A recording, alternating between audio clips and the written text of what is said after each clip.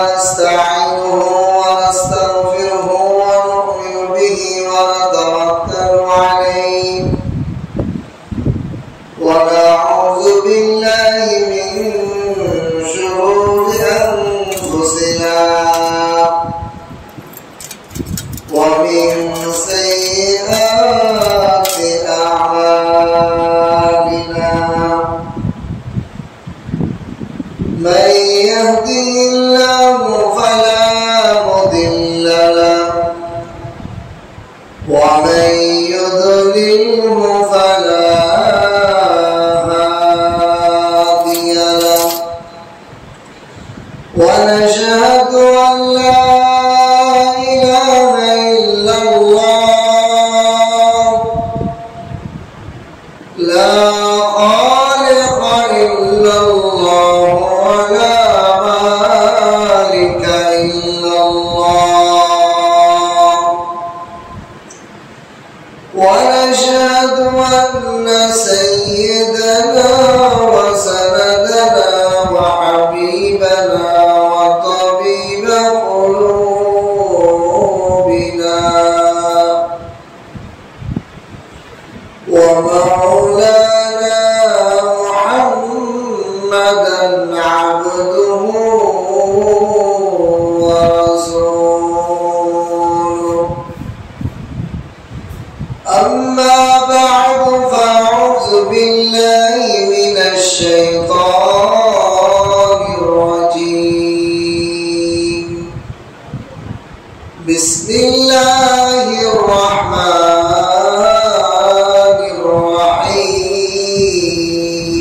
الرحيم ألف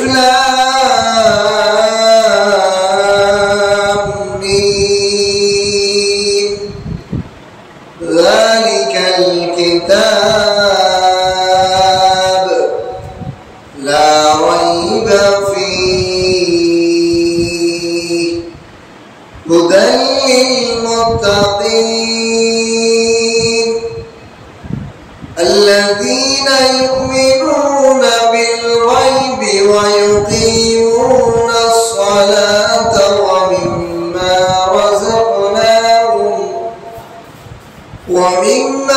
رزقناهم ينفقون والذين يؤمنون بما أنزل إليك والذين وما أنزل من قبلك وبالآخرة هم يوقنون وقال النبي صلى الله عليه وسلم خيركم من تعلم القرآن وعلمه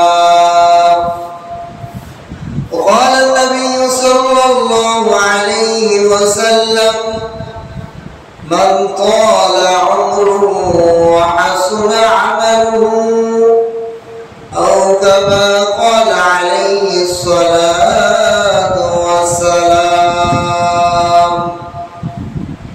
بارك الله لنا ولكم في القرآن العظيم ونفعنا وإياكم بالآيات والذكر الحكيم سبحانك لا علم لنا إلا ما علمتنا إنك أنت العليم الحكيم ربي زدني علما ربي زدني علما ربي اشرح لي صدري ويسر لي أمري واحلل عقدة من لساني يفقهوا قولي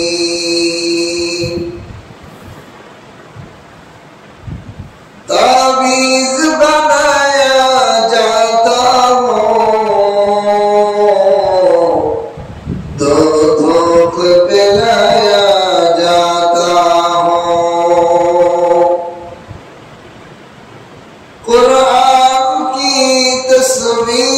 मुझे दिल में रखना हो,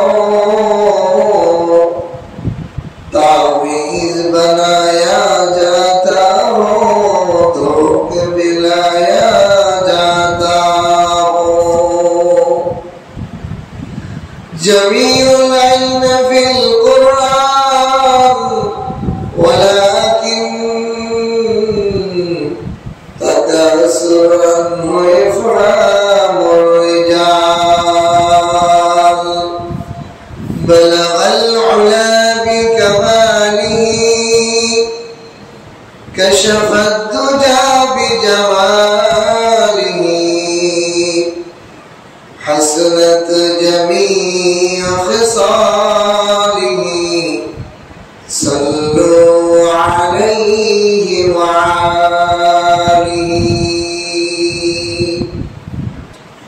अल्लाह ताआला लाखों कोटि शुक्र व सुजूद दे महान रब्बुल आलमीन আমাদেরকে জুমার আযানের সাথে সাথে আল্লাহর ঘর মসজিদে উপস্থিত হওয়ার, জুমার নামাজ আদায় করা, কিছু নসিহত শোনা এবং মজা করার জন্য তৌফিক দান করেছেন। এই জন্য কালিমাতুশ শুকর আদায় করি আলহামদুলিল্লাহ। আলহামদুলিল্লাহ। আল্লাহ তাআলা আমাদেরকে দুনিয়ার বুকে অনেক নিয়ামত দান করেন। তার মধ্যে একটা নিয়ামত হলো কাউকে যদি আল্লাহ তাআলা দীর্ঘ হায়াত দান করেন, এই হায়াতের সাথে সাথে তাকে ভালো কাজগুলো করার সুযোগ দান করেন, তৌফিক দান করেন, এটাও আল্লাহ তাআলার একটা বড় নিয়ামত। যে হায়াত পেয়েছে, ওই হায়াতের সাথে সাথে আমলের সুযোগও পেয়েছে।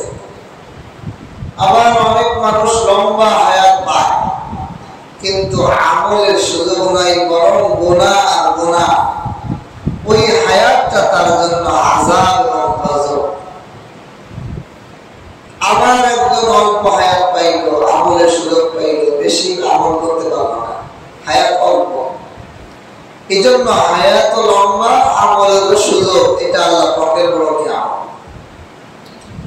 আল্লাহ তাআলা কোরআনে কারীমের মধ্যে এই লম্বা হায়াত বা আমলের তৌফিক পাওয়া, আমলের সাথে জোড়া, এই সংক্রান্ত আল্লাহ তাআলা কোরআনে কারীমের মধ্যে বলেন, আমি যে কোরআন তোমাদেরকে দিয়েছি, এই কোরআন তোমাদেরকে হায়াতটাকে দামি বানাবে।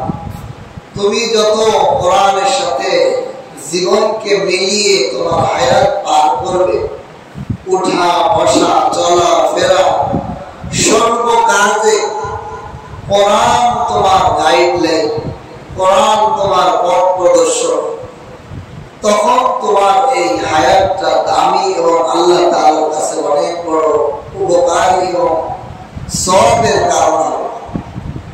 আর যখন মানুষ কোরআন ছেড়ে জীবনের মন চাহি জিন্দেগি পরিচালনা করে, যে আমার মনে যেটা চায় সেটা বলি, আমার মনে যেটা চায় সেটা শুনি, আমার মনে যেদিকে চায় সেদিকে আমি চলে যাই, আমার কানে যা ভালো লাগে তাই শুনতেই চাই। মাঝে সাঝে আশ্চর্য হই, আমার বাসার পাশের বিল্ডিং এ, পাশের ফ্ল্যাটে দেখা যায় সকালে ঘুম ভাঙার পরে, বদরের পরে, চিনি না বাড়িওয়ালা বাসাওয়ালাকে, কিন্তু অনুভব করি আর হাসি, আমার বিবিও হাসি। সকালে উঠিয়া একবার চালায় গান, তারপরে চালায় কোরআন তেলাওয়াত, তারপরে আবার বাউল গান, তারপরে আবার ওয়াজ, তারপরে আবার যাত্রা বললাম, মানে বিভিন্ন জিনিস আমাদের তো কানে আসে। কোনটা থেকে কোনটা করবে মানুষ চেতনাহীন। এই জন্য আল্লাহ তাআলা কোরআনে কারীমের মধ্যে বলেন, আলিফ লাম মিম যালিকাল কিতাব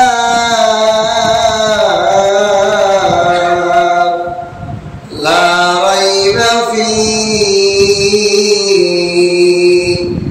হুদাল লিল মুত্তাকিন মুত্তাকিন। এই আয়াতে আল্লাহ তাআলা একটা গুরুত্বপূর্ণ নিদর্শন দিক নির্দেশনা দান করেছে। এই আয়াতটা হলো কোরআনে কারীমের প্রথম পারার প্রথম আয়াত। প্রথম পারার প্রথম আয়াত, সূরাতুল বাকারার প্রথম আয়াত। পারা, কোরআনে কারীমের যে পারা, এই পারা শব্দটা হলো ফার্সি, এর বাংলা শব্দ অর্থ হলো টুকরা।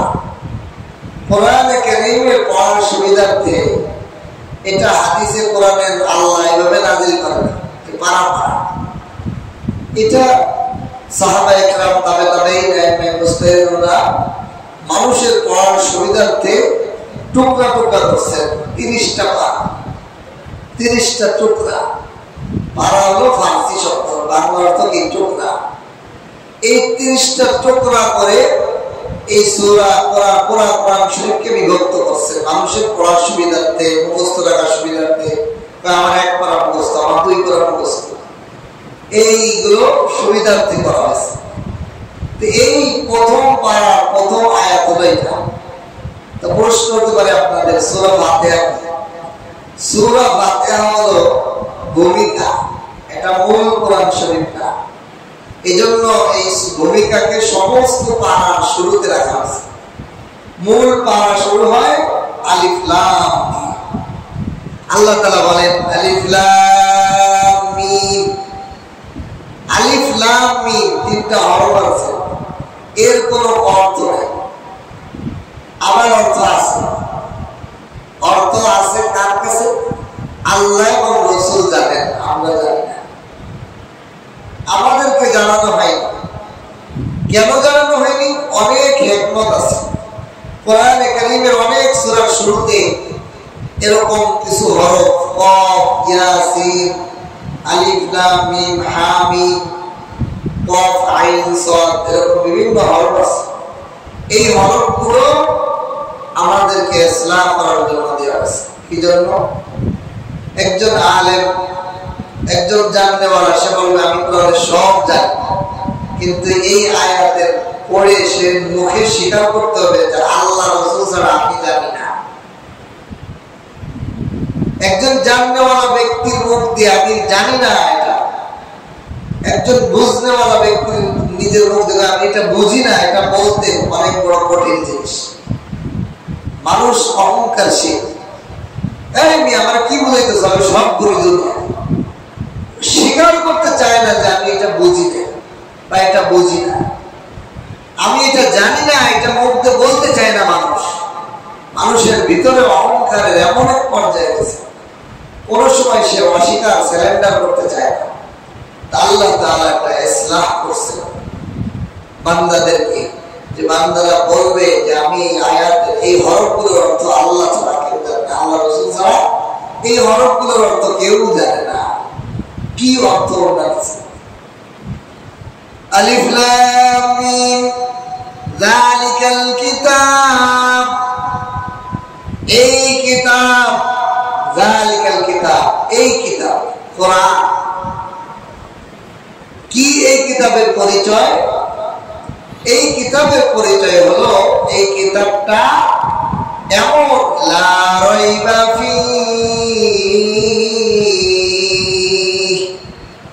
যেই কিতাবের মধ্যে কোনো সন্দেহ নাই, কোন ধরনের সন্দেহের অবকাশ নাই এই কিতাবে। দুনিয়ার যত কিতাব লেখক আছে তারা কিতাব লেখেই বলে যে আমার এই লেখার মধ্যে, আমার এই গল্পের কিতাব, বিশেষ কিতাব লেখার মধ্যে কোনো ভুল থাকলে অবগত করবেন, পরবর্তী সংস্কারে ছাপায় এটাকে সংশোধন করে দেওয়া হবে, ঠিক কিনা? আর আল্লাহ তাআলার কালামের মধ্যে আল্লাহ তাআলা নিজেই ঘোষণা করেন এটা হলো এমন কিতাব লা রাইবা ফি, যার মধ্যে কোনো সন্দেহ তো নাই, সন্দেহের অবকাশ করার সুযোগ নেই। এখন প্রশ্ন হতে পারে আপনাদের, অনেক কোরআনের আয়াত, অনেক কিছু পড়লে অনেকের সন্দেহ হয়ে যায়। দেখেন, কোরআনের মধ্যে কোনো সন্দেহ নেই, যার সন্দেহ হয় তার জ্ঞানের কমি, তার জানার কম থাকার কারণে তার মধ্যে সন্দেহ হয়, ঠিক কিনা? যেমন সাহাবা ইকরামের একটা ঘটনা শুনে, আদি ইবনে হাতেম রাদিয়াল্লাহু তাআলা আনহু, হাতেম তাইয়ের কথা আপনারা শুনেছেন, পৃথিবী বিখ্যাত একজন দানবী, রাসূলুল্লাহ সাল্লাল্লাহু আলাইহি ওয়াসাল্লামের জন্মের নবুয়ত প্রাপ্তির আগের লোক। উনি রাসূলের নবুয়ত প্রাপ্তি হওয়ার আগেই ইন্তেকাল করেছেন। কিন্তু ওনার ছেলে আদি, এই আদি আল্লাহ রাসূল সাল্লাল্লাহু আলাইহি ওয়াসাল্লামের কাছে ঈমান আনছেন, ইসলাম গ্রহণ করেছেন। তো ওনারা ছিল রহবানি ধর্মের অনুসারী, দুনিয়া বিমুখতা, সংসার জীবন থেকে বিমুখ থাকার একটা ধর্ম ওনারা, যেটাকে কোরআনের ভাষায় রহবানি বলা হয়। দুনিয়ার খাওয়া দাওয়া, পোশাক আদি, শান শওকত, দুনিয়ার সমস্ত মোহকে ত্যাগ করা তাদের ধর্ম ছিল। এই জন্যই তো আদি হাতেম তাই সব কিছু দান করে দিতে, কোন মোহ ছিল না তার দুনিয়ার সম্পর্কে। এই হাতেম তাইয়ের ছেলে আদি যখন ইসলাম গ্রহণ করলেন, গ্রহণ করার পর সূরা তাওবার মধ্যে এসে একটা আয়াত পড়ার পর সন্দেহ হয়ে গেল। অথচ আল্লাহ তাআলা কোরআনে কারীমের প্রথম আয়াতে বলেন লা রাইবা ফি, এটা এমন এক কিতাব এর মধ্যে কোনো সন্দেহ তো নাই, সন্দেহের অবকাশ করার সুযোগ নাই। আদি ইবনে হাতেম রাদিয়াল্লাহু তাআলা আনহু সূরা তাওবার যখন তেলাওয়াত করলেন, তেলাওয়াতের মধ্যে একটা আয়াত ওর সামনে আসে। কি আয়াত? আত্তাখিযু আহবারাহুম ওয়া রুহবানাহুম আরবাবান মিন দুনিল্লাহ, আত্তাখিযু আহবারাহুম ওয়া রুহবানাহুম আরবাবান মিন দুনিল্লাহ, আল্লাহ ব্যতীত আহবার এবং রুহবানরা, আহবার এবং রুহবান ধর্মের অনুসারীরা তাদের ধর্মগুরুকে আল্লাহ ব্যতীত প্রভু মানে। কথাটার অর্থ হচ্ছে, আয়াতের অর্থ হলো এই যে আদি ইবনে হাতিম, তারা যে ধর্মের অনুসারী ছিল, রুহবানি ধর্ম, দুনিয়ার কথা, তো তাদের ধর্মের যারা ধর্মগুরু ছিল, তারা ধর্মের আলেম ছিল, তাদেরকেই তারা প্রভু মনে করত আল্লাহকে বাদ দিয়ে। আল্লাহ পাক কোরআনে কারীমের সূরা তাওবার মধ্যে এই আয়াতে এই ঘোষণা করেন। এখন এই যে আদি, সে তো এই ধর্মেরই অনুসারী ছিল, সে বলে ইয়া রাসূলুল্লাহ ইয়া হাবিবাল্লাহ, কোরআনে কারীমের এই আয়াতটার ভিতর আমার সন্দেহ হয়, এই আয়াতের কথার সাথে তো আমাদের রহবানি ধর্মের কোনো মিল নেই, তাই তো কোরআনের মধ্যে একটা সন্দেহ আমার হয়ে যায়। কি সন্দেহ? আপনার কোরআনে আল্লাহ বলেন রহবানি ধর্মের মানুষেরা তাদের আলেমদেরকে আল্লাহকে বাদ দিয়ে রব বানায়, অথচ আমি রহবানি ধর্ম থেকে ইসলাম ধর্মে এসেছি, আমার ধর্মের কোন লোককে তাদের আলেমদেরকে রব বানাইতে তো আমি দেখিনি। আমি এই ব্যাপারে তার সন্দেহ হয়ে, অথচ কোরআনে কারীমে আল্লাহ তাআলা বলেন কোরআনের মধ্যে কোনো সন্দেহ নাই। আল্লাহ রাসূল বললেন ও আদি শোনো, তোমার ধর্মের আলেমরা কি তোমাদেরকে হালাল হারামের বিধান বলে কিনা? বলে। এটা হালাল এটা হারাম বলে কিনা? বলে। তোমরা ওইটা মাইনে চলো কিনা? চলি। তোমরা আল্লাহকে বাদ দিয়ে তোমাদের আলেমরা যে এটাকে হারাম করলো এটাকে হারাম করলো, এই হালাল হারাম করনেওয়ালার মালিক কে? আল্লাহ। কোন জিনিসকে হালাল করার মালিক আল্লাহ, কোন জিনিসকে হারাম করার মালিক আল্লাহ। কোন মানুষের ক্ষমতা নাই এটাকে হারাম করে ঘোষণা দেওয়া, কোনটাকে হালাল করে ঘোষণা দেওয়া, এটা আল্লাহ ব্যতীত আর কারো ক্ষমতা নাই। সুতরাং তোমাদের ধর্মের গুরুরা আলেমরা তোমাদেরকে যে অনেক হালাল জিনিস হারাম করে দিয়েছে আর অনেক হারাম জিনিস হালাল করে দিয়েছে, এটাকেই বলা হয়েছে তোমাদের আল্লাহ ব্যতীত তোমরা তোমাদের আলেমদেরকে রব বানাইছো। তখন আদি ইবনে হাতেমে বুঝে আসছে, ঠিকই তো। তাহলে আল্লাহ যেটা হালাল বলে সেটা হারাম, আল্লাহ যেটা হারাম বলে সেটা হারাম, যেটা হালাল বলে এটা হালাল। তাহলে আমাদের আলেমরা যেমন ওই ধর্মে ছিল বিবাহ শাদী কোনো দরকার নেই, অথচ আল্লাহ তাআলা বিবাহ শাদী বৈধ করছেন কিনা? বিবাহ শাদীর মাধ্যমে দুনিয়াতে বংশ বিস্তার হবে, দুনিয়াতে মানুষের আবাদ থাকবে।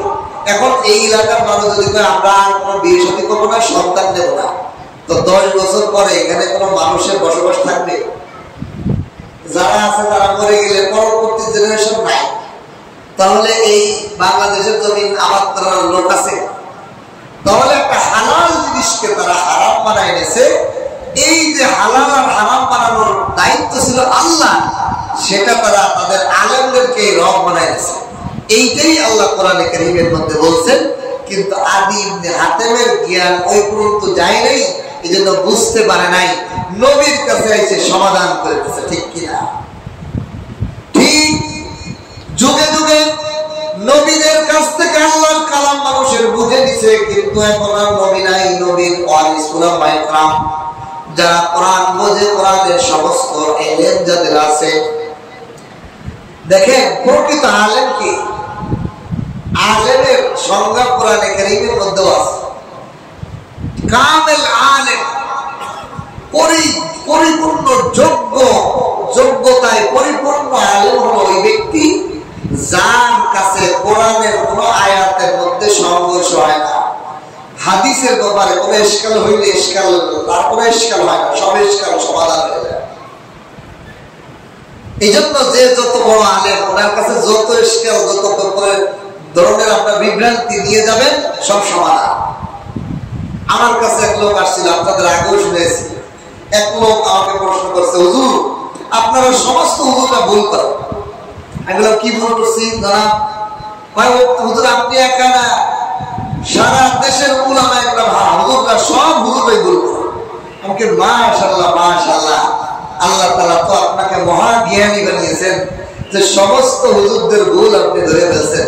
তো জনাব ভুলটা কি একটু বলেন।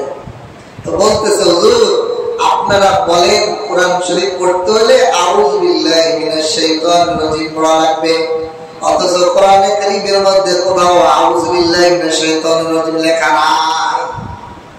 এগুলো তাই কই জি হুজুর আমি 3 বার খতম করছি পুরো কোরআন পড়ে পড়ে, কোথাও আমি আউযু বিল্লাহি মিনাশ শাইতানির রাজিম লেখা পাই নাই, অথচ আপনারা সমস্ত হুজুররাই ভুল কথা আমাদেরকে শেখান। আমি বললাম মাশাআল্লাহ মাশাআল্লাহ, মারাত্মক ভুল তো ধরছেন, কিন্তু আপনার তো আপনার তো সহে পাওয়ার নাই। আপনি কোরআন শরীফের মধ্যে আউযু বিল্লাহ লেখা দেখেন না, আমরা উলামায়ে কেরামের চোখে পাওয়ার আছে, আমরা দেখি প্রতিটা শব্দের উপরে আউযু বিল্লাহ লেখা আছে। কি বলেন হুজুর আমার দেখেন চোখে চশমা নাই? আমার চোখে চশমা নাই, আপনি আমার কি বলছেন পাওয়ার নেই? হ্যাঁ, আমি আপনার একটা ট্যাবলেট খাওয়াবেন, 2 মিনিট আমার কথা শুনবেন, আপনিও দেখবেন কোরআন শরীফের প্রতিটা শব্দের পরে পরে আউযু বিল্লাহ লেখা আছে। বলেন কি? আমি বললাম সূরাতুন নাহল, মৌমাছির সূরা, মৌমাছি নামে আল্লাহ তাআলা সূরা আছে। এই সূরার 98 নম্বর আয়াতে আল্লাহ তাআলা বলেন, ফাইযা ক্বরাতাল কুরআন ফাস্তাইয বিল্লাহি মিনাশ শাইতানির রাজীম। এখানে আছে ফাস্তাইয বিল্লাহি মিনাশ শাইতানির রাজীম, আউযু বিল্লাহি মিনাশ শাইতানির রাজীম কোরআনে কারীমে আসলেই নাই কোথাও। কিন্তু এই আয়াতটা বুঝলে কোরআনের প্রতিটা হরফের শব্দের উপরে আছে আউযু বিল্লাহ। এই আয়াতে আল্লাহ তাআলা কি বলে? যারা মাদ্রাসার ছাত্র তা খেয়াল করে শোনো, এই হাফেজ সাহেব খেয়াল করে শোনো, অনেক সময় তোমাদেরকে আটকায় দিবে, তোমরা জানা থাকবে না ইশকাল। এই আমাকে যা বলছে বললাম ফাইজা ক্বরাতাল কুরআন, এই আয়াতে আল্লাহ তাআলা বলেন ফা, অতঃপর, ইজা যখন, যেই সময়, যেই স্থান, যেই জায়গা, ক্বরাতা আপনি কোরআন পাঠ করেন, ক্বরাতাল কুরআন, হে আল্লাহ বলতেছেন, হে দুনিয়ার মানুষরা, তোমরা যেই জায়গা, যেই সময়, যেই স্থান, যেই সূরা, যেই পারা, যেই আয়াত, যেই লাইন, যেই শব্দে যেখান থেকেই তুমি কোরআন পড়া শুরু করো, ফাস্তাইজ, তুমি আশ্রয় চাও, ফাস্তাইজ, তুমি আশ্রয় চাও, বিল্লাহ, আল্লাহ তাআলার নিকট, মিনাশ শাইতানির রাজিম, বিতাড়িত শয়তান থেকে। এখন আল্লাহ তাআলা আদেশ করলেন তুমি সাহায্য চাও আল্লাহর কাছে বিতাড়িত শয়তান থেকে। তখন আমি যদি যে সাহায্য চাই, তাহলে আমার কি বলতে হবে? আমি সাহায্য চাই আল্লাহর কাছে বিতাড়িত শয়তান থেকে, এটা বলতে হবে না? এখন ফাস্তাইজ শব্দের অর্থ হলো তুমি সাহায্য চাও। এটাকে যদি আরবিতে আমি চাই বলতে হয়, তাহলে বলতে হবে আরবিতে আউযু বিল্লাহ, আল্লাহর নিকট, মিনাশ শাইতানির রাজিম। তাহলে আল্লাহর এই আদেশ মানতে হলে আমাকে কি বলতে হবে? আউযু বিল্লাহি মিনাশ শাইতানির রাজিম, ঠিক কি না? এরপরে আসে কোথায় বলতে হবে? আল্লাহ বলছে যেই জায়গায়, যেই শব্দ, যেখান থেকেই তুমি পড়া শুরু করো। এখন বলেন, আমি যদি গায়রিল মাগদুবি আলাইহিম এতে পড়া শুরু করি, আউযু বিল্লাহ পড়া লাগবে কিনা? আমি যদি ইহদিনাস সিরাতাল লাযিনা আনআমতা আলাইহিম থেকে পড়া করব, তাহলে লাগবে কিনা? আমি যে কোনো শব্দ থেকে কোরআন পড়া শুরু করব, আল্লাহ পাকের এই নীতিমালা, এই সূত্র আমাকে ওইখানেই আউযু বিল্লাহ পড়তে হবে, ঠিক কি না? এইবার আমি বললাম, জনাব আপনি এবার বলেন কোরআনে কারীমের কোন শব্দের উপর আউযু বিল্লাহ নাই? কারণ যেই শব্দই আপনি পড়তে যাবেন, পড়া শুরু আপনার আল্লাহর আদেশ মানতে গেলে এখানে আউযু বিল্লাহ আছে, ঠিক কি না? এখন আমরা বললাম, দেখেন আল্লাহ তো চাইলে কোরআন শরীফে আউযু বিল্লাহ লিখেও দিতে পারবে, তো লিখে দিলে যেখানে লিখে দিয়েছে শুধু সেইখানে পড়া লাগতো, আর খানা পড়া লাগতো না। কিন্তু আল্লাহ পাকের নিয়ম হলো যেখানে পড়া শুরু করবো সেখান থেকেই পড়া লাগবে। এই জন্য আল্লাহ লিখে দেন নাই, সূত্র দিয়েছেন। আল্লাহ যদি লিখে দিতেন, প্রতিটা শব্দের উপর লিখতে গেলে কোরআন শরীফ তো এই ছোট ভলিউম থাকতো না, এই মসজিদ গড়ে দিতে একটা কোরআন শরীফ, ঠিক কিনা? প্রতিটা শব্দে আউযু বিল্লাহ লিখতে গেলে এই জন্য আল্লাহ তাআলা একটা সূত্র দিয়েছে। এইবার কয় হুজুর সরি, হুজুর সরি। আমি বললাম, দেখেন জনাব, আপনার এত বড় একটা মারাত্মক ভুল করছেন, শুধু সরিতে হবে না, আপনার সমস্ত আলেমের কাছে যে মাফ চাওয়া উচিত। আপনি যে না জেনে, না বুঝে ভুল করে বলছেন, আপনি না জেনে, এই যে গল্প মনে পড়ে, এক ছাত্র, উস্তাদ বলছে, ছাত্র যাও আমার রুমের মধ্যে ওই তাকের মধ্যে আমার ওষুধ রাখা আছে, এই ওষুধের শিশিটা নিয়ে আসো। তা ঘটনাক্রমে যে ছাত্রকে বলছে, ওই ছাত্র ছিল টেরা। টেরা মানুষের জন্য চোখ একটু বেঁকা, চোখে একটু প্রবলেম, যাদের চোখ সরাসরি দেখে না, একটু বেঁকা দেখে বা সমস্যা। তো এই টেরা ছাত্র গাইয়ে দেখে যে শিশি দেখা যাচ্ছে দুইটা, চোখে প্রবলেম না, এই জন্য তার চোখে একটা শিশিরে পড়া দেখা যাচ্ছে দুইটা। সে চিন্তা করছে কোনটা থেকে কোনটা নেব, কি ভেজাল। আবার ফিরে আসছে হুজুরের কাছে, হুজুর আমাদের তো ওষুধের শিশি আনতে হয়েছিল, এখানে তো দুইটা শিশি, কোনটা আনবো? হুজুর কয়, বেয়াদব, শিশি আমি একটাই রাখছি, দুটো হবে কেন? তুই ভালো করে দেখ, একটাই নিয়ে। আমার কাছে যায় দেখে দুটোই দেখা যায়। হুজুর না, আমি সত্যি কথা বলতেছি, এখানে শিশি দুইটা আছে, দুইটা। আগে দুটা থাকলে একটা ভাগ্য আর একটা ভাগ্য। হুজুর আগে কাছে কি যা, তুই যাইয়ে ওই 2 নম্বরটা ভাগ্য একটা নিয়ে। হ্যাঁ, 2 নম্বরটা যে বামতে গেছে, বাড়ি মারছে, দুটোটাই ভেঙে গেছে। কারণ তেরা মানুষটা, শিশু তো একটাই, শিশু তো একটাই ওষুধের, বাংছে যখন দ্বিতীয়টা, দুটোটাই ভেঙে গেছে। কিছু কিছু মানুষের ইসলামের ব্যাপারে চুলকানি আছে, চুলকানি। কিছু কিছু মানুষের আছে কোরআনের ব্যাপারে চুলকানি। আল্লাহ পাকের এই বিধানটা তার ভালো লাগে না, কোরআনের এই আয়াতটা তার বুঝে আসে না, কোরআনের এইটা সে বোঝে না। সেটা কোরআনের দোষ না, তার চোখের দোষ, তার মন মাইন্ডের দোষ, তার মানসিকতার দোষ, তার চিন্তা চেতনার দোষ। এই কারণে সে বুঝে আসে না। এগুলো দূর করার জন্য নবীর ওয়ারিস উলামায়ে কেরামের কাছে বসেন, আপনার সমস্ত ইশকাল দূর হয়ে যাবে, ঠিক কি না? এই জন্য আল্লাহ বলেন, যালিকাল কিতাব, আমার এই কোরআনের মধ্যে কোনো সন্দেহের অবকাশ নেই, কোনো অবকাশ, সন্দেহ সুযোগ নেই, সন্দেহ করার কোনো কিতাবটা আমি নিজে বানাইছি। আল্লাহ সংকলিত কোরআন। কোরআন আল্লাহ পাকের একটা কথা, আল্লাহ পাকের কালাম। আমার কথা যেরকম আমার অংশ, আল্লাহর কথা আল্লাহর অংশ না। এই জন্য আল্লাহর ব্যাপারে যেরকম কোনো সন্দেহ নাই, কোরআনের ব্যাপারেও সন্দেহ নাই। যে সন্দেহ করবে তার ঈমান হারাম হয়ে যাবে। এখন আল্লাহ বলেন এই কোরআন আমি কেন দিলাম, সন্দেহবিহীন কোরআন আমি কেন দিলাম? হুদাল লিল মুত্তাকিন, মুত্তাকিনদের জন্য পথ দেখাবে। মুত্তাকিন কারা? মুত্তাকিনদের দিয়ে এই কোরআন রাস্তা দেখাবে কেমনে সে জীবনে উঠা বসা চলা, লেনদেন, মুআমালাত, মুআশারাত, সাংসারিক জীবন, রাষ্ট্রীয় জীবন, পারিবারিক জীবন, সামাজিক জীবন, সর্বক্ষেত্রে তাকে এই কোরআনে পথ দেখাবে। কিন্তু সবাইকে দেখাবে না কোরআন। আল্লাহ তাআলা একটা কয়েদ লাগাই দিয়েছে, একটা সীমাবদ্ধ দিয়ে দিয়েছে। হুদাল লিল মুত্তাকিন, মুত্তাকিনদেরকে পথ দেখায়। এই জন্য যারা পরেজগার মুত্তাকিন না, তাদের কোরআনের আসর হয় না। আমরা একজন বেআমলী লোককে যদি কোরআন শোনানো হইতো, সেও তো হিদায়াত হয়ে যেত। কিন্তু পরেজগার লোকদের জন্য কোরআন পথ প্রদর্শন। এখন এই মুত্তাকিন লোক কারা? আল্লাহ পাক অন্য আয়াতে বলেন, পরের আয়াত বলেন, আল্লাযীনা ইউমিনুনা বিল গায়ব। মুত্তাকিনদের একটা এক নম্বর গুণ হলো অদৃশ্যের প্রতি ঈমান, বিশ্বাস স্থাপন করে। কিরকম? মরতে হবে, কবরের আযাব হবে, হাসর হবে, মিজানের পাল্লায় আমার ওজন হবে, জান্নাত জাহান্নাম আছে, ফুলসিরাত আছে। এগুলো আমরা কিছুই দেখি নাই, আল্লাহরও দেখি নাই, তারপরে ঈমান আনতে হবে কিনা?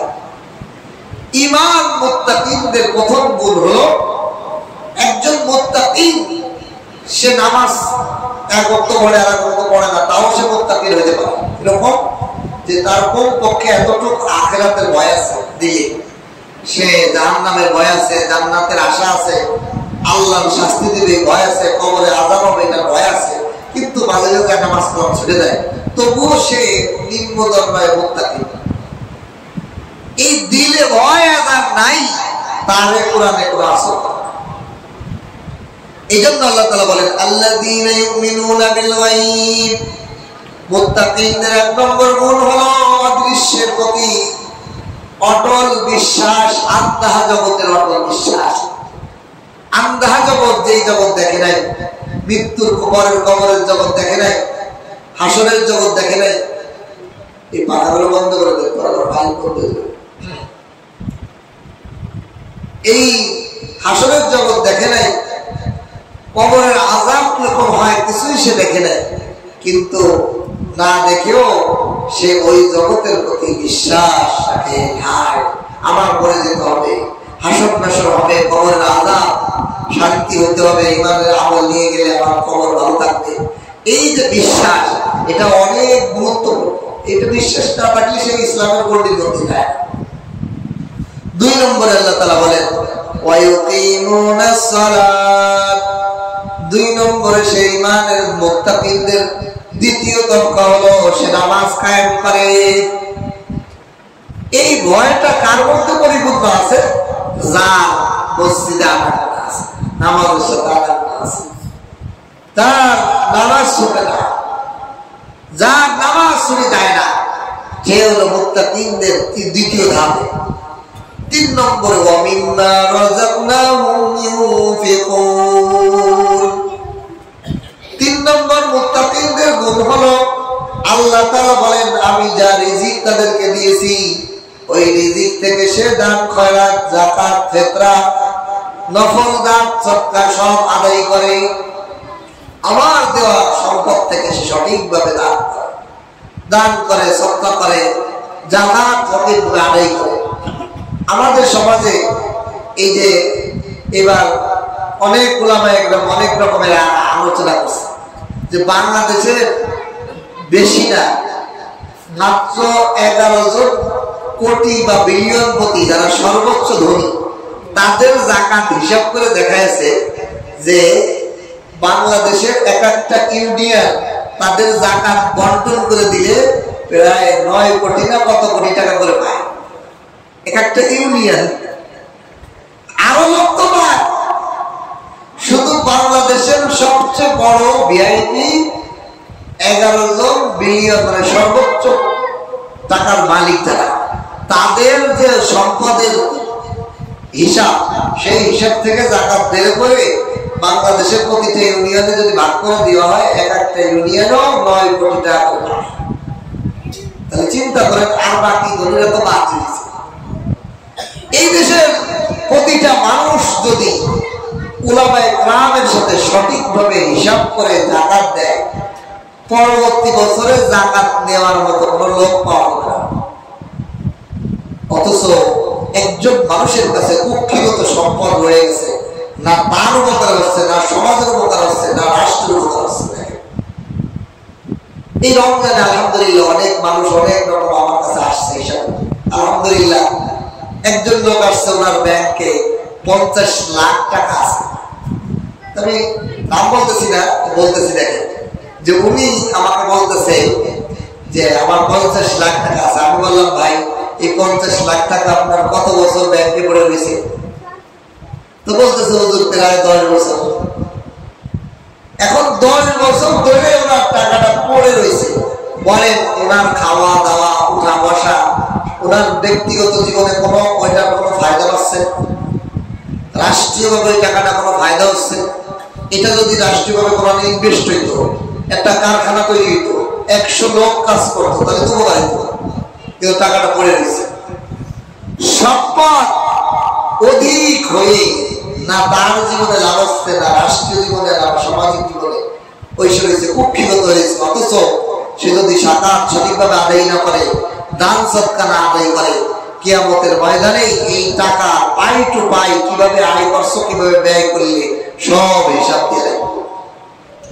আর যদি সে মারা যায়, তাহলে এই টাকাগুলো তার ছেলে মেয়ে, তার ভাই ব্রাদার, বংশধররা, উত্তরাধিকারী বন্টন করে আনন্দে ভর্তিতে জীবন কাটাই দিব। সে কামাইলো আর তার ওয়ারিসরা ভোগ করলো, হিসাব দিয়ে লাগবে তার। কি বিপদ কিনা! যাকাত ফিতরা সঠিকভাবে এই টাকার যে হক গুলো আছে, আত্মীয়র হক আছে, দ্বীনি কেন্দ্রগুলোর হক আছে, এই হক গুলো আদায় না করলে এই টাকা পাই টু পাই হিসাব তার কিয়ামতের দিন দিয়ে লাগবে। অথচ সে ভোগ করে দেয়, সে মারা গেছে।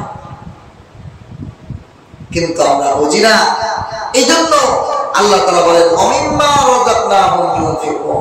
বান্দা, তোমার টাকা আমি তোমাকে দান করতে বলবে, আমার দেয়া। তুমি তো দুনিয়াতে আসছিলে ল্যাংটা হইয়া, উলঙ্গ হইয়া, একটা শরীরে কাপড়ও ছিল না, একটা সুতাও তোমার মাথায় ছিল না, তোমার শরীরে একটা সুতা ছিল না, একটা পয়সা নিয়ে তুমি দুনিয়াতে আসো নাই।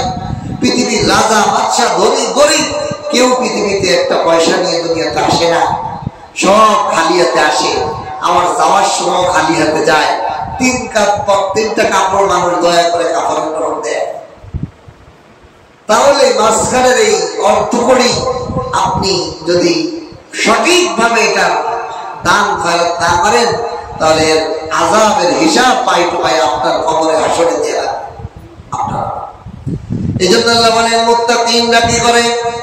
যারা আখিরাতের ভয় তাদের দিলে আছে, আমার এত টাকার হিসাব দেওয়ার সময় নাই, দান খরচ করে। ওয়ামিম্মা রাযাকনাহুম ইউনফিকুন।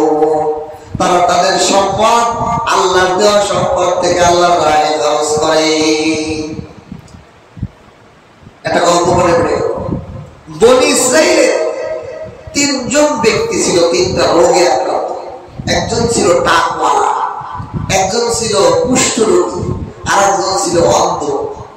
আল্লাহ তাআলা এই 3 জন লোককে পরীক্ষা করার জন্য একজন ফেরেশতা জিবরাইল আলাইহিস সালামকে, একজন ফেরেশতাকে বা জিবরাইল আলাইহিস সালামকে পাঠিয়ে দিয়েছে, মানুষ রূপে যাও প্রথম টাকওয়ালার কাছে গেছে, যার মাথায় চুল গজায় না। তো তার কাছে যাওয়ার পর বলছে, ভাই কি অবস্থা? বলো না, সমাজের মানুষের কাছে আমার কোনো মর্যাদা নাই, আমার মাথায় চুল নাই, আমার কেউ দেখতে পারে না, আমার টাক মাথা, সমাজে আমি বিভিন্ন জায়গায় অপদস্থ হই, আর ধর্ম সম্পদ কিছু নাই। আচ্ছা, তোমার মাথায় ছিল চুল গজা দেবে। এই মানুষ ফেরেশতা তার মাথার মধ্যে হাত বুলাচ্ছে, সঙ্গে সঙ্গে কত সুন্দর চুল তার কালো কুচকুচে চুলে পড়ে গেছে।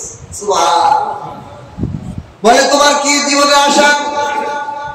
আমার আশা হলো আমার যদি একটা গাভীর উটনি হতো, আমার এই উটনির দুধ দোয়ায় এর বাচ্চা দিয়ে আমি জীবন পরিচালনা করতাম।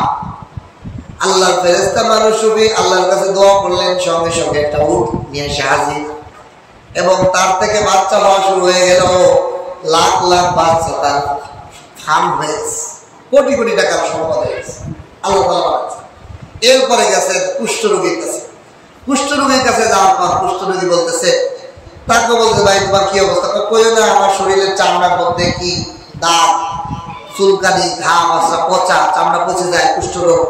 আমি সমাজের মানুষের কাছে বসতে পারি না, ঘৃণা করে, সবাই থুতু দেয়, আমার সরিয়ে দেয়, আমি সামাজিক ভাবে মানুষের কাছে আমার খুব খারাপ লাগে। আচ্ছা তোমার এটা ভালো হয়ে যাবে। হাত বোলাই দিচ্ছে আল্লাহর হুকুমে, সব রোগ ভালো হয়ে সুন্দর সুস্থ চকচকে শরীর চামড়া হয়ে গেছে সুন্দর। এরপরে বলে তোমার আশা কি? আমার যদি একটা গাভীর গাই হইতো, গরু হইতো, তাই আল্লাহ তাআলা কাছে দোয়া করছে, একটা গাভী হয়েছে, আল্লাহ তাআলা এর বড় করতেছে, লাখ লাখ গাভী হয়ে গেছে। তার বিশাল ফার্ম হয়ে গেছে, কোটি কোটি টাকার মালিক। এরপরে গেছে অন্ধ লোকের কাছে। অন্ধ লোকে বলে যে হ্যাঁ আমি দুনিয়ার কিছু দেখি না, আল্লাহ তাআলা আমাকে যদি চোখ দিয়ে যদি দিত, আল্লাহ তাআলার নিয়ামত দেখতাম, আল্লাহ সৃষ্টি দুনিয়াটা দেখতাম। তাই ফেরেশতা তার চোখের মধ্যে হাত বুলিয়ে দিচ্ছে। হাত বুলিয়ে দিয়ে সাথে সাথে তার চোখের দৃষ্টি ফিরে আসে। সে শুকরিয়া আদায় করছে, আলহামদুলিল্লাহ। কি তোমার আশা? আমার একটা বকরি ছাগল, একটা মেয়ে ছাগল হইলে আমার ভালো হইতো। দিয়েছে একটা ছাগল, এটা হইতে হইতে আলহামদুলিল্লাহ বহু ছাগল হয়ে গেছে। অনেক দিন পর আল্লাহ তাআলা আবার জিবরাইল রাসূলকে পাঠাইছে, মানুষ যাও এইবার পরীক্ষা, আমার বান্দাদেরকে আমি পরীক্ষা করি সম্পদ দিয়ে। ও বান্দা, তোমার মধ্যে যে দুইটা চোখ আছে, আমার সমাজের যে ফকির তারও তো দুইটা চোখ আছে, তুমি এত কোটিটার মালিক হইলে কিভাবে? আমি দিছি। তোমারও দুইটা হাত ছিল, আরেকজনেরও দুইটা হাত ছিল, তাকে আমি গরিব বানাইছি, তোমাকে আমি ধনী বানাইছি। ও বান্দা, তোমারও ব্রেন আছে, ওরও ব্রেন আছে, তোমাকেও ব্রেন দিছি, ওকেও ব্রেন দিছি, ওকে কোটি টাকা মালিক বানাইছি, তোমাকে কম দিছি, তোমাকে কোটি বানাইছি, ওকে গরিব বানাইছি। তুমি বোঝো না কেন বানাই? তোমার ভিতর দয়া, তোমাকে পরীক্ষায় ফেলছি, তুমি তোমার আশেপাশে দরিদ্র অসহায় গরিবদেরকে সহযোগিতা করো না। এই জন্য আল্লাহ তাআলা এই বনী ইসরাঈলের তিন ব্যক্তিকে পরীক্ষা করার জন্য মানুষ রূপে ওই ফেরেশতাকে আবার পাঠিয়েছে। প্রথমে ওই তাকওয়ালার কাছে আসছে। তাকওয়ালার কাছে এসে বলে যে আমি একজন মুসাফির, ভিনদেশী মানুষ, আমার দেশে ফিরে যাওয়ার মতো অর্থ করি, টাকা পয়সা কি সব শেষ, খাওয়া দাওয়ার টাকাও শেষ, আমি বড় অসহায়। আমার দেশে ফিরে যেতে হলে একটা উটনি যদি সাওয়ারি পাইতাম, একটা উট পাইতাম, তাহলে এই সাওয়ারিতে উঠে আমি আমার দেশে ফিরে যেতে পারতাম, উটের দুধ দোয়ায় খেতে পারতাম পথে, আর সাওয়ারিতে উঠে আমি দেশে ফিরে যেতে পারতাম। ভাই, আল্লাহ তো তোমাকে অনেক সম্পদ দিছে, অনেক লাখ লাখ উট দিছে, তোমার এত বড় ফার্ম, দয়া করে মায়া করে আমি মুসাফিরকে একটা কি দাও, একটা উট নিয়ে দান করো।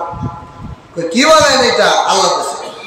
এটা আমার বংশের বাপ দাদার থেকে আমি ধনী, আমি আমার অনেক কষ্ট করে ফেলাইছি, তোমার দেবো কেন? একটা অধিকার করা, যাও তুমি ভাবো। পরীক্ষায় ফেল। সঙ্গে সঙ্গে ওই মানুষ ফেরেশতা দোয়া করলেন, আল্লাহ আপনার বান্দা যদি মিথ্যা বলে থাকে, তার যেরকম আগে অবস্থান ছিল ওরকম আগের মতো করিয়া দে। বলতে দেরি, উটগুলো মরতে আর এক সেকেন্ড দেরি হলো না। লাখ লাখ উট সব দাস করে পড়িয়া পড়ে গেল।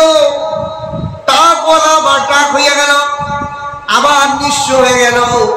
আল্লাহর আযাব এসে তার সব সম্পদ শেষ। আল্লাহর ফেরেশতা এবার গেলেন কুষ্ঠরোগীর কাছে, যাই বললেন আমি বড় মুসাফির, আমি অসহায়, আমার একটা সাওয়ারি প্রয়োজন, আমাকে একটা গাভী দিলে আমি গাভীটা বিক্রি করে বা তাদের সম্পদ দিয়ে আমি আমার দেশে ফিরে যেতে পারি। আমি আল্লাহ তোমাকে এত সম্পদ দিয়েছে, তুমি দয়া করে আমাকে একটা গাভী দান করো। সেও বলে ভাই আমি তো কোনোদিন কোনো অসুবিধায় ছিলাম না, এটা আমার বাপদাদার সম্পদ, উত্তরাধিকারী সম্পদ, আমার মেহনতের সম্পদ, আমি তোমাকে দেবো কেন? তুমি ভালো এতে সরো, আমার এতে একটাও পাবা না। সঙ্গে সঙ্গে ফেরেশতা দোয়া করলেন, তার গরু বলে সব সাপ, আবার তার কুষ্ঠরোগ হয়ে গেল, আবার অসহায় অবস্থায়। এবার গেল অন্ধর কাছে। অন্ধকে বললো, বাবা ভাই আমাকে একটু সাহায্য করার, মুসাফির আমি বড় অসহায়, আমার দেশের মানুষ ফিরে যেতে আমার একটু সম্পদ লাগবে, কিছু বকরি আমাকে সাহায্য করো। অন্ধ বলে, ওগো আল্লাহর বান্দা, তুমি আমার কাছে অসহায়ত্ব বলো, আমি এক সময় অসহায় ছিলাম, আমি দুই চোখে দেখতাম না, আমার কোনো সম্পদও ছিল না, টাকাও ছিল না, ছাগলও ছিল না। আল্লাহর এক বান্দা, জানি না কে আমার চোখে হাত বুলাইলো, আমি চোখে দেখতে পারি, তিনি আমাকে একটা বকরি দিয়েছেন, আল্লাহ তাআলা বরকত দিয়ে লাখ লাখ বকরি দিয়েছে। ও আল্লাহর মুসাফির, তোমার মনে চাইলে সব বকরি তুমি নিয়ে যেতে পারো, তোমার যা মনে চায় আমার এই সম্পত্তির থেকে যত মনে চায় নিয়ে যাও, সব পারলে নিয়ে যাও, আল্লাহই আমাকে দিয়েছে, তুমি আজকে অসহায়, তোমাকে দিলে আমারে আল্লাহ দিবে, তোমার আমার সম্পত্তি থেকে যতগুলো বকরি মনে চাই সবগুলো নিয়ে যাও। বলার সাথে সাথে মানুষ আমি ফেরেশতা বলে, ও আল্লাহর বান্দা, আমি মানুষ নই, আমি আল্লাহর ফেরেশতা, মালায়েকা, আমি একজন ফেরেশতা। আল্লাহ পাক তোমাদের তিনজনকে পরীক্ষা করার জন্য পাঠিয়েছিল, তুমি পাশ করে গেছো, তোমার সম্পদ কোনো ধ্বংস হবে না, আর আল্লাহ বাড়ায় দিবে, বরকত দিবে, যাও, আমার কোনো সম্পদের প্রয়োজন নাই। আল্লাহ, তা এরকম পরীক্ষা, এরকম ঘটনা হাদিসের মধ্যে আসছে, বনী ইসরাঈলের যুগে এরকম হয়েছে, আমাদেরকেও হয়। কিছুদিন আগে আমার বাজারে এক লোক আসছে সাহায্য চাল, অসুস্থ, হুজুর অপারেশনের জন্য 2 লাখ টাকা দরকার। বললাম আপনি আগে কি করতেন? হুজুর আমি কোটি কোটি টাকার মালিক ছিলাম, বাংলাদেশ থেকে আলু পাস সাপ্লাই করতাম মায়ানমার, এত দেশে আমি কোটি কোটি টাকার লেনদেন ব্যবসা ছিল, সব দুর্বিশ্বাস হয়ে গেছে, এখন আমি আমার নিজের চিকিৎসার জন্য ভিক্ষা করি করছি। আমি বললাম, দেখেন আল্লাহ তাআলাই বলেন, তুতিল মুলকা মান তাশা ওয়া তানজিউল মুলকা মিম্মান তাশা, ও বান্দা ক্ষমতা পাইয়া বড়াই করো না, টাকা পাইয়া বড়াই করো না, তোমার সম্পদ শেষ হইতে 1 সেকেন্ডও লাগবে না। কি বলেন, কি বলেন? এই যে ঈদের 2 দিন পর আমার যে মাদ্রাসা গ্রামের গোপালগঞ্জের, ওই মাদ্রাসার মধ্যে ডাকাতি, ডাকাতি থেকে কয়েকটা জিনিস শিক্ষা। 1 নম্বর হলো যে আমাদের সমাজে দেখেন এই রমজান মাসে যাকাত ফিতরাই তো মাদ্রাসার কালেকশন, ঠিক কিনা? সাধারণ দান তো রমজানে মানুষ করে না, রমজান ছাড়া সাধারণ দান করে, কিন্তু রমজান মাসে মাদ্রাসাগুলো দান করে কি এতিমখানা, যেহেতু এই এতিমখানা লিল্লাহ বডি মুখের মিসকিন ছাত্র থাকে, তাদের জন্য যাকাত ফিতরাই তো কালেকশন হয়েছে। এই যাকাত ফিতরার টাকা মাদ্রাসায় মনে করছে যে 2-3 লাখ 5 লাখ টাকা আছে, মোটামুটি কালেকশন হয়েছে, তা মনে করছে যে আছে, এই জন্য মাদ্রাসার এক রুমে আমার ছাত্র, আমার ভাই আর একটা ছাত্র ছিল, আর সব বন্ধু ছাত্র ছুটি গেছে, ওদেরকে বাইরে দিয়ে সিটকনি লাগাই দিয়ে বাকি রুম গুলো তালা কাটছে, কি কাটছে, স্টিলের আলমারি, ডেস্ক সব ভাঙিয়ে তছনছ করে, আল্লাহর রহমত 2-3 হাজার টাকা ক্যাশের মধ্যে ছিল, আর কিছু ছিল না বড় বড় অঙ্ক, এটা 2-3 হাজার টাকা এনেছে, অঙ্কের মধ্যে আল্লাহ সাজাইছে। কিন্তু বিষয়টা এখানে কয়েকটা জিনিস শেখা। 1 নম্বর হলো যে সমাজ কত অধঃপতনে গেছে, যে একজন চোর বা ডাকাত এতিমের মাল, এতিম মিসকিনের সম্পদ, এটা পর্যন্ত ডাকাতি বা চুরি করার জন্য সে মাদ্রাসা ভিতরে হামলা করছে, তাহলে সমাজ কোন অধঃপতনে গেছে? এর একমাত্র কারণ হলো দান খয়রাত কমে গেছে, সমাজ ব্যবস্থা মানুষের অসহায়দেরকেও সহযোগিতা করতেছে না। একটা মানুষ চুরি ডাকাতি কখন করে বলেন? সে কি মজা খাওয়ার জন্য করে? সে কি গোস্ত দিয়ে ভাত খাওয়ার জন্য করে? মানুষের অভাব অনটন, মানুষের অসচলতা কত পর্যায়ে গেছে যে এতিমের টাকা পর্যন্ত ডাকাতি চুরি করতেছে। তাহলে এখানে আমাদের সমাজ ব্যবস্থা বোঝা উচিত, সমাজের দ্বারা ধনী তারা যদি দান খারাপ, মানুষের অসহায়ত্ব বুঝে, মানুষ দুর্বল, তাকে গোপনে টাকা দিয়ে দিতে, তার পকেটে কিন্তু টাকা দিয়ে দিত। সমাজের মানুষ কেউ কারো খবর নেয় না, কেউ কারো খবর নেয় না, কে কারো খবরই নেয় না যে আমার আশেপাশের লোকটা কেমনে চলতেছে, কেউ কারো খবর নেয় না। এই জন্য রাহাজানি, ডাকাতি, চুরি সর্বদিক দিয়ে বাড়িয়েছে। দুই নম্বর বিষয় হলো, আমি এটা থেকে বুঝলাম যে স্টিলের আলমারি, হাই কোয়ালিটির তালা, তারপরে লোহার কাঠের দরজা এরকম মোটা, আর সাথে লোহার এরকম মোটা সিটকেনি, ওই সিটকেনি পর্যন্ত কেটে ফেলেছে, তালা কাটা নেই, সিটকেনি কেটে ফেলেছে। আমি তো এই চিন্তা করে বলতেছি আমার ভাইদেরকে যে যদি এই অবস্থা হয়, একটা চোরে যদি ডাকাতে যদি এরকম সব কেটে কেটে ফেলাইতে পারে, তাহলে দুনিয়ার কোনটা নিরাপদ বলেন? এই যে আমাদের এই মসজিদ, এই টিনগুলো তো ব্লেড দিয়ে কেটে দিয়ে দেওয়া যায়, কিসের তালা? আমি আমাদের চুরির ভিডিওটা যে দেখছি আমার বাড়িতে যাইতে পারি নাই, ভাইয়ারা পাঠাইছে ভিডিও দেখাচ্ছে যে এই অবস্থা। এইরকম লোহার আলমারি, এরকম লোহার জিনিসগুলো যদি ভাইঙ্গে চুরে এরকম নিয়ে ফেলে, তাহলে দুনিয়ার কোন তালাই নিরাপদ না। দুনিয়ার আপনার ঘর বিল্ডিং হইলেও নিরাপদ না, সব আপনার ভাইঙ্গে চুরে নিয়েছে। মানে যারা এগুলো চুরি করে এদের কাছে এটা পানি বা এখন আমার কাছে মনে হচ্ছে 2 সেকেন্ডের কাজ করছে, এরকম মানে কাজ করছে। তাহলে এর মানে হলো আমার আপনার সম্পদ 1 সেকেন্ডের জন্য নিরাপদ না, আল্লাহ পাকের নিরাপত্তা ছাড়া।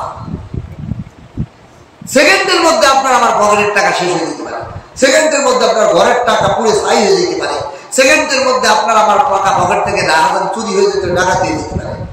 এর মানে হলো আল্লাহ তাআলার সিকিউরিটি হলো জাকাত, আল্লাহ তাআলার সিকিউরিটি হলো জাকাত। সম্পদের মাল হিফাজত হবে, ডাকাতি করতে পারবে না, চোরে চুরি করতে পারবে না। আল্লাহ পাকের হুকুম, আল্লাহ পাকের হক, বান্দার হক, এই সম্পদ থেকে যদি সঠিকভাবে আদায় করেন, আল্লাহ পাক ওয়াদা করছেন আল্লাহ সিকিউরিটিতে মাল চলে যাবে, চোরে চুরি করতে পারবে না। চোরে দেখবে যে এই মালের কাছে একদম র্যাব দাঁড়ায় দিচ্ছে, হেড চোখে দেখা যাবে যে এই সম্পদের পাশে র্যাব দাঁড়ায় দিচ্ছে, চুরি করতে পারবে। আল্লাহ পাক এই মালের হেফাজত করেন। এই জন্য সমাজের কোন জিনিসটা আপনার নিরাপদ? এই জন্য আল্লাহ বলেন ওয়ামিম্মা রাযাকনাহুম ইউনফিকুন। মুত্তাকিনরা আল্লাহর দেওয়া সম্পদ মনে করে নিজের সম্পদ মনে করে না। মুত্তাকিনরা মনে করে আমি আইছি খালি হাতে, যাব খালি হাতে, যা আমারে দিয়েছে সব আল্লাহর আমানত, আমার কাছে দিয়েছে। আমাকে আল্লাহ তাআলা একটা দায়িত্ব দিয়েছে, ছেলে মেয়ে, বিবি বাচ্চা, সংসার চালানোর একটা দায়িত্ব দিয়ে ওই টাকা পাঠানো আছে। আমি কর্ম করি, কর্মের মাধ্যম, কর্মটা পাই। আমি চাকরি করি, আমি ব্যবসা করি, ওটা হলো পাইপ। ওই পাইপের মাধ্যমে আল্লাহ তাআলা আমার আপনার কাছে সম্পদের সাপ্লাই দেন, দাও তোমাকে দিলাম, এটা তুমি সঠিকভাবে তুমি কি করো, সঠিকভাবে তুমি এটা বন্টন করো, এদের হক আদায় করে দাও। এই জন্য মুত্তাকিন হতে হলে আমাদেরকে এভাবে দান করতে হবে। এরপর আল্লাহ তাআলা বলেন আল্লাযীনা ইউমিনুনা বিমা উনজিলা ওয়া মা উনজিলা মিন ক্বাবলিক ওয়া বিল আখিরাতি হুম ইউকিনুন। এই মুত্তাকিনরা সঠিকভাবে যারা এই কাজগুলো করবে, তাদেরকে আল্লাহ তাআলা কোরআন পথ দেখাবে, কোরআন সঠিক রাস্তা দেখাবে। আল্লাহ তাআলা আমাদেরকে মুত্তাকিন হওয়া, নিজেদেরকে কোরআনের সাথী হওয়া, কোরআনের পথে খাওয়া, কোরআন পড়া, প্রতিদিন কিছু কিছু পড়া। আপনি প্রতিদিন একটা আয়াতের অর্থ পড়া, প্রতিদিন একটা সূরা, আল্লাহ তাআলা এই সূরার মধ্যে কি করে বাংলাটা পড়েন। আমি বলি দেখেন, অনেক শিক্ষিত বা জেনারেল ভাই যারা পত্রিকা পড়েন, বিভিন্ন জিনিস পড়েন, অনলাইনে ফেসবুকে কত লেখা পড়েন, তা আপনি একদিন টার্গেট করেন যে আমি প্রতিদিন কোরআনে কারীমের একটা সূরার অর্থ পড়বো, আমার আল্লাহ কি করবো। কয়দিন লাগে কোরআনের পুরো অর্থটা জানতে? কিন্তু আমরা পড়ি না, কোরআন পড়ি না, কোরআন থেকে দূরে। এই জন্য কোরআন আমাদেরকে হিদায়াত দিচ্ছে না, আমরা হিদায়াতের করে উঠতে পারতেছি না, গুনাহ ছাড়তে পারতেছি না, আমল ওয়ালা জিন্দেগি করতে পারতেছি না। আমাদের জিন্দেগিটা আমাদের পাপের জিন্দেগি হয়ে গেছে। আল্লাহ তাআলা আমাদের সকলকে কোরআনের সাথে জীবনকে পড়া, কোরআনের সাথে চলা তৌফিক দেন। আরেকটি কথা, আমাদের সমাজে অনেক গার্জিয়ান আছে তাদের সন্তানকে কোরআনের আলেম বানায়। এই যে এখন রমজানের পরে মাদ্রাসা ভর্তি, আমি কয়েকটা ছেলেকে কয়েকদিন 2 দিনের মধ্যে জিজ্ঞাসা করছি তুমি কি পড়ো? হেফজ পড়তেছি, শোনাচ্ছি। বয়স কত? 15। আমি সর্বনাশ, 15 বছর হয়ে গেছে, তুমি এখনো হেফজ খানায়, তুমি আলেম হতে পারো না। এই বিষয়গুলো আমাদের সমাজের অনেক গার্জিয়ানরা বোঝে না। মানবত করছে মা ওরে হাফেজ বানাবে, ওর বয়স 18 বা 15, ওরে হাফেজ বানাই কি করবো? হাফেজ বানাইতে যাই ও কোরআনের কিছুই বোঝে না, আলেম হতে পারে না, ও তারপরে খারাপ হয়ে যায়। অথচ কোরআন বোঝাটাও আসল, কোরআনের জ্ঞান অর্জন করা হলো ফরজ, আর হাফেজ হলো নফল। আর নফলও দেরি করতেছে, ফরজ চলে গেছে। দেখেন একজন হাফেজ সাহেব যখন কোরআন বোঝে না, আপনি আমি যখন কোরআন বুঝি না, অর্থ বুঝি না, কোরআন বোঝে না, তবে কোরআনের না বুঝলে ওর কোরআনের প্রতি ভক্তি আসবে কেমন, নামাজ পড়ার ভক্তি আসবে কেমন, ঠিক কিনা? যে কোরআনের বিষয়গুলো বোঝে, জাহান্নামের কথা বোঝে, জান্নাতের কথা বোঝে, তার না আগ্রহ হবে, তার না ভয় হবে। এই জন্য আমাদের বুজুর্গরা বলেন 12 বছরের পরে কোন ছাত্রকে হেফজখানায় না রাখা। আমি একটা ছাত্র দিয়েছি, দেখি 15 বছর বয়স, 16 বছর বয়স, আমি আরো 1 বছর হেফজখানায় কাটাবো। এখন বলেন এ হয়ে গেছে বালে, এর এখন যৌবনতা আসছে শরীরে, ওর মনে যাবে বিয়ে করতে, ওকে আর কিতাব পড়া পড়তে পারে যাবে, ও কবে আমি তো হাফেজ হয়ে গেছি, আমি একটা হেফজখানায় শিক্ষকতা করলেই আমি 10,000 টাকা বেতন পাবো। তোর আলেম ও হেফজখানায় পড়ে পড়াবে, ওর জীবনের নেই শেষ। অথচ কোরআন বোঝাটাও আসল, আলেম হওয়াটাও জরুরি। এই জন্য অনেক গার্জিয়ানরা নিজে নিজে সিদ্ধান্ত নেবেন না। আপনি আপনার ছেলেকে আলেম বানাইতে চান, একজন আলেমকে মুরব্বী বানাই দেবেন, যে আলেমটা হাইটে আসছে, আলেম হতে হবে কেমনে, আলেম হওয়ার রাস্তা যাইতেছে। আমার ছেলেকে ওনার সাথে পরামর্শ করে আলেম বানাবো। আমার ছেলেটা কিভাবে মুক্তি হবে, আমার ছেলেটা কেমনে আলেম হবে, কেমনে বড় মুক্তি হবে, মুহাদ্দিস হবে, মুফাসসির হবে, তাহলে আমার একজন মুফাসসিরকে মুরব্বী বানাই দিতে হবে। দেখেন দুনিয়ার সর্বক্ষেত্রে আপনি মুরব্বী বানান। আপনি জমি কিনতে যান, একজন জমি বোঝে, দলিলপত্র বোঝে, তারাই আপনি হায়ার করেন কিনা? আপনি বাড়ি বানাবেন, একজন ইঞ্জিনিয়ারকে হায়ার বানান, যে কেমন বিল্ডিং হবে, কত ইট লাগবে, কত বাড়ি লাগবে, সব একটা বাজেট করার জন্য একজন ইঞ্জিনিয়ারের বাজেট করেন না? আপনি একটা কেস লড়বেন, একজন উকিলরে হায়ার করেন। কিন্তু আপনার ছেলেকে আলেম বানাবেন, একজন আলেমকে হায়ার করেন না। এই জন্য পস্তা অনেকে হুজুর আমার ছেলে আমার মাছ যাইতেই চায় না, সিগারেট খায়, আমার ছেলে নেশাখোরদের সাথে ঘুরে বেড়ায়, আমার ছেলে টুপি মাথায় দেয় না। কি আশ্চর্য বিষয়! এর কারণ হলো একজন আলেমকে মুরব্বী বানায় না দিয়ে সঠিক গাইডলাইন নেয়। আর আপনি তো ওই রাস্তায় হাঁটেন না। আমি একজন ঢাকা গেছে, তাহলে তারা যদি আপনি ধরাই দেন এই ছেলেটা ঢাকা পৌঁছাই দেন, তাহলে সে আগ ধরে চিনাই দেবে না? আর যদি কোনো মুরব্বী নাই, সে যেদিকে দিকে ভুল রাস্তায় চলতে পারে, ঠিক কিনা? এই জন্য আপনার আমার সন্তানকে আলেম বানানোর আগে আমি একজন পছন্দনীয়, আপনার যাই আলেমে ভালো লাগে, এই গোলাবাড়ি কতগুলো মসজিদ আছে, মসজিদে বড় বড় খতিব আছে, যেই আলেমকে ভালো লাগে সেই আলেমে আপনার সন্তানের মুরব্বী বানাই দেন, তালিমি মুরব্বী, তাকে তার গুরু বানাই দেন, যে তুমি আমার এই আজকে থেকে তোমার এই নীল মুরব্বী, উনি যেই বান্ধবে বলবেন, যেখানে বলবেন, যেইভাবে পড়ালেখা করবে সেইভাবে পড়াই, সেইভাবে তোমার আগাই দিবে। তাহলেই সঠিক আলেম হওয়া সহজ। আমরা নিজে নিজে আপনি এক মাসা দেবেন, আরেক মাসা নেবেন, এই ছেলের কথা শুনবেন, একবার মার কথা, নিজের মন মতো ছাত্রকে ছেলেকে কোনো ফলাফল লাগছে। আল্লাহ তাআলা আমাদের সকলকে বুঝার আমল করার তৌফিক দান করুন, বলেন আমিন।